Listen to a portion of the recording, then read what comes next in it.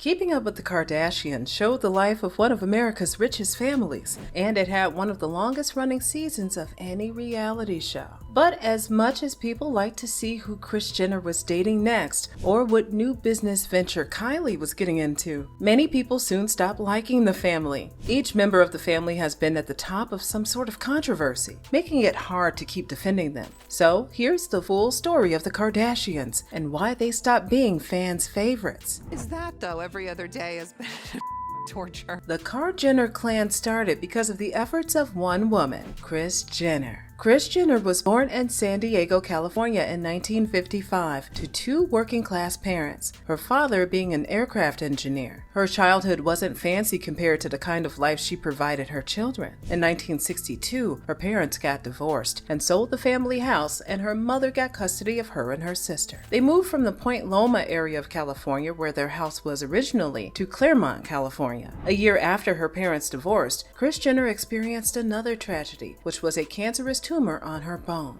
She was lucky that the tumor didn't spread before the cancer spread, giving her a second chance at life. Her mother also gave her a second chance to improve her life by getting remarried. Her mother's new husband was a successful businessman. Well, that was until his business partner ran off with all the money, and they had to go back to square one. Despite all the struggles that plagued the family, Kris's mother ensured Kris and her sister got an education, because back then, having a degree was actually a guarantee of getting a good job. But Kris was not interested in going to college after graduating high school and had just one plan, which was to become a wife and then mother. Maybe she wanted to have kids so she could give them the life she never had, or maybe she was so impressed by her mother's role as a wife that she wanted to replicate it so badly. Whatever the reason, she convinced herself that she was ready for marriage after high school. And while she was waiting for her future partner to find her, she started working as a flight attendant at American Airlines. During her job as a flight attendant, she met Robert Kardashian, a successful, high-powered attorney. They didn't seem to date for so long before getting married, because by 1978, they got married, and in 1979, they had their first child, Courtney. Kris Jenner was finally living her dream life to be a wife and mother, and she got extra icing on that cake because she married a wealthy man that lived amongst celebrity. In 1980, she gave birth to Kim. Then Khloe came along in 1984, and finally, Rob was born in 1987. The family was growing together, and if they had started their reality show back then, people would have still loved them. But Kris Jenner seemed to have gotten tired of the marriage because in 1989, she had an affair with Todd Waterman, a soccer player. Despite the affair, Robert Kardashian tried to look past it, but it was impossible. They started processing their divorce in 1990, and that was when Caitlyn Jenner came into the picture. Based on Caitlyn's testimony, he had to tell Robert Kardashian that he was stepping in now, so there was no need for him to keep dragging signing the divorce papers. The divorce was finalized in 1991, and a few months after, Kris got married to Caitlyn Jenner, who also had 4 kids from her previous marriages. In 2007, Kris Jenner started to have the bright idea of putting her family on TV, a bigger stage, and what better way to achieve that than a TV show? She pitched the idea to Ryan Seacrest, who had his own TV network and was already planning to start another family reality show called The Osbournes. Kris Jenner knew that with her Kardashian-Jenner blended family, it would be easy to get drama and make people talk. Seacrest was on board with the idea, and the show premiered on E! However, something suspicious happened around the time the show premiered. A sex tape with Kim Kardashian and Ray J broke the internet, which actually increased the viewers' ratings of Keeping Up with the Kardashians. When the sex tape was released, conspiracy theorists believe Kris Jenner had something to do with it, but it was Ray J's manager who initially threatened to release the tape. But seeing the impact the tape had on the show, it was evident that it was not a random event that occurred. When the Kardashians aired on Hulu in 2022, they revisited the sex tape issue again, and Kim Kardashian had a meltdown with her family members comforting her. So we are not producers or directors, but for a reality show that involves the Kardashians, where a lot of thought has gone into it, Kim must have likely been informed that the topic would come up at some point. Kris Jenner also took a lie detector test on The Late Late Show.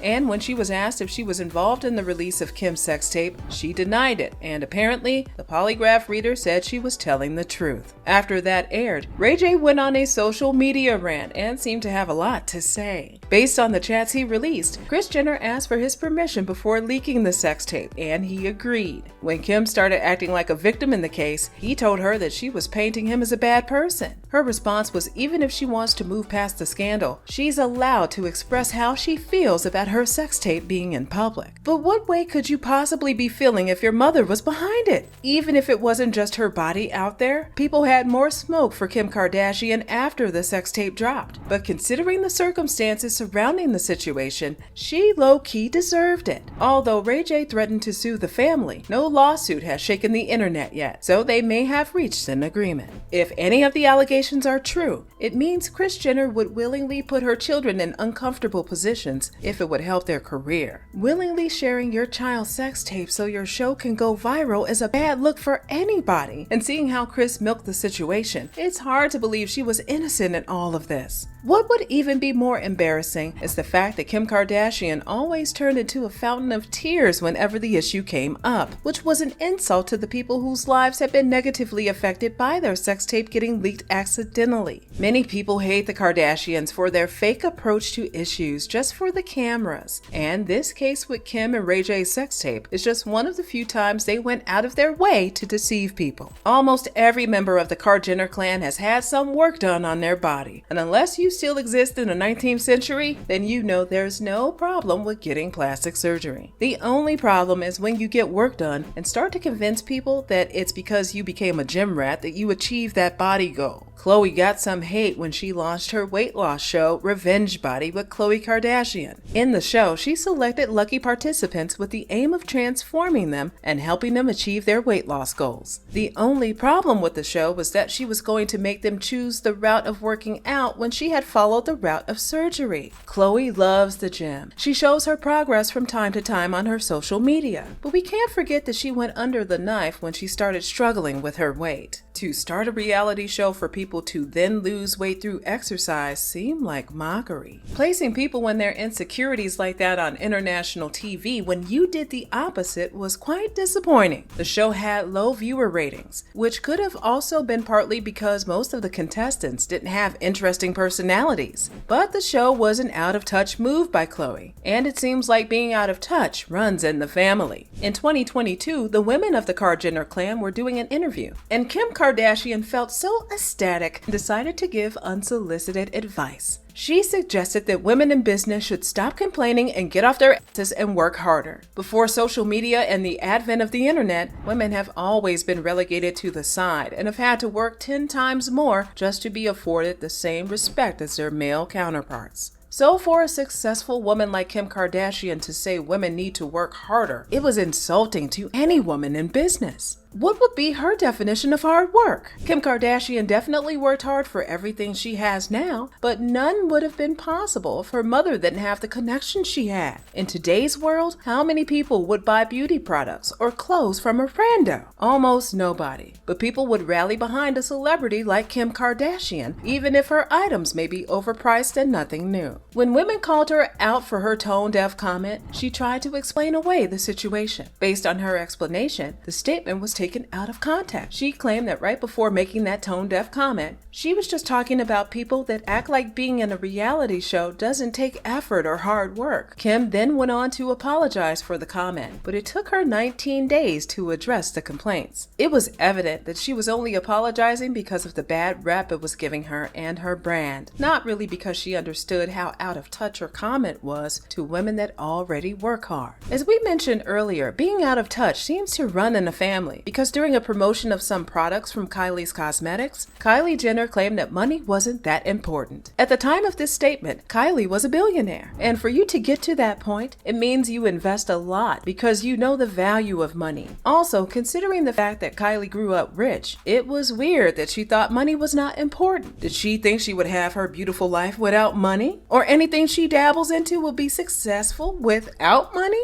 Anyway, she recently took a step down from her billionaire status business because a company that had invested heavily in her stock stepped back. The company claimed that Kylie Jenner's business was not doing as well as Kylie was portraying in public. So Kylie was faking her company's success, wondering who she learned that from. Every member of the Kardashian Jenner clan has a level of insensitivity to them, but it seems like Kim is the one that gets the most smoke, but it's not like it's undeserved. In 2022, Balenciaga released a holiday ad campaign with kids holding teddy bears dressed in bondage costumes, making references to BDSM. After the images dropped, the backlash was swift with the hashtag #CancelBalenciaga. Social media users were accusing the brand and its creative directors of condoning, and many people even made videos of them burning their Balenciaga products. A month after that campaign, Adidas teamed up with Balenciaga to make some bags, and the bags were photographed with court papers from the United States versus Williams case, a case that upheld the ruling of the Protect Act. Per usual, people had their conspiracies about these companies attempting to normalize.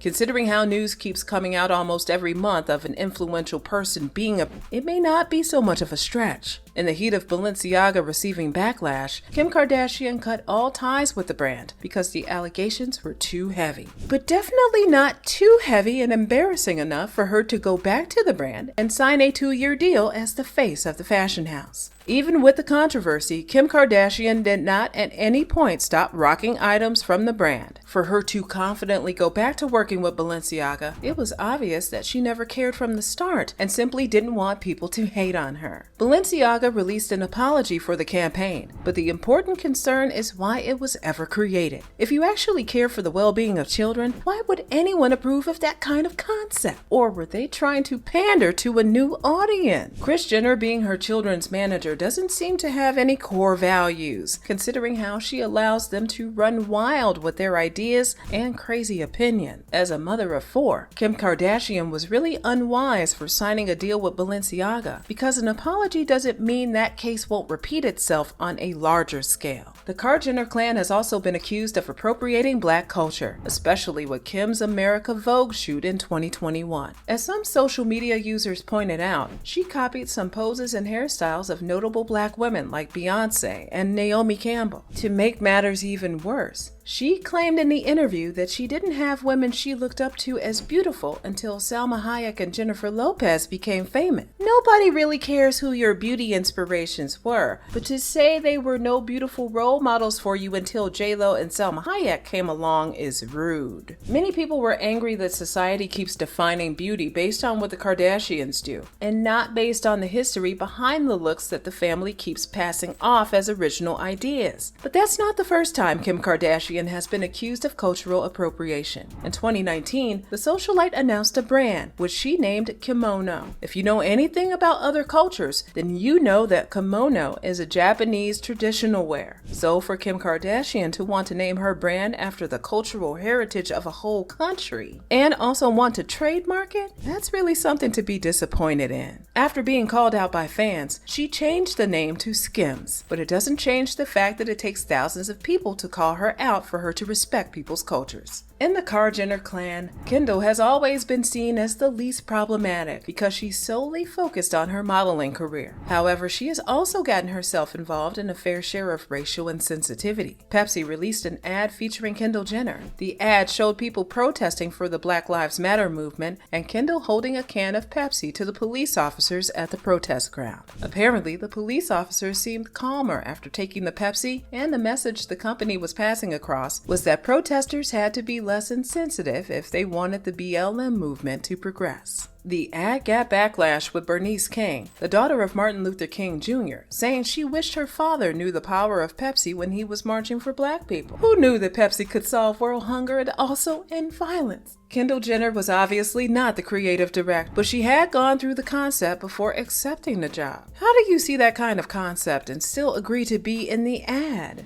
During the backlash, the president of PepsiCo said he was super proud of Kendall's role in the campaign, and Kendall said she was honored to be part of the campaign. She obviously did not understand the gravity of the situation and was just happy to be cashing her check, as if being the face of a sugar-filled drink was more important than the lives of people that had died at the hands of police brutality. But what level of integrity would you expect from a family that consistently goes out of their way to make a profit? In 2022, Kourtney, the oldest of the bunch, became an ambassador for Boohoo's sustainable fashion line, and she received so much backlash. The major issue is that Boohoo is a fast fashion brand, so it made no sense that they would make a sustainable fashion line, as if they cared about climate change. Also, Kourtney always claims to be so in love with the environment, so it made no sense for her to work with a fast fashion brand. But does she actually care to that point? Or is this environmentalist persona yet another branding moment? Kourtney went on to explain that she enjoyed the backlash because it brought attention to the brand, making it evident that she's really in it for the money. Fans of the Kardashians always assume people hate the family because they are jealous of their wealth and cars, when in reality, many people hate the Kardashians because they are beneficiaries of capitalism and nepotism, but act as if they have everything they have because they got their hands dirty. They constantly indirectly mock other people's cultures and deceive people that they start new trends when they keep stealing ideas. The family is slowly losing their fame, and it's not because the show has ended, but because right now they don't have much to offer, and people are moving on to more interesting personalities. They are all amazing businesswomen, but drama can only keep you relevant for so long.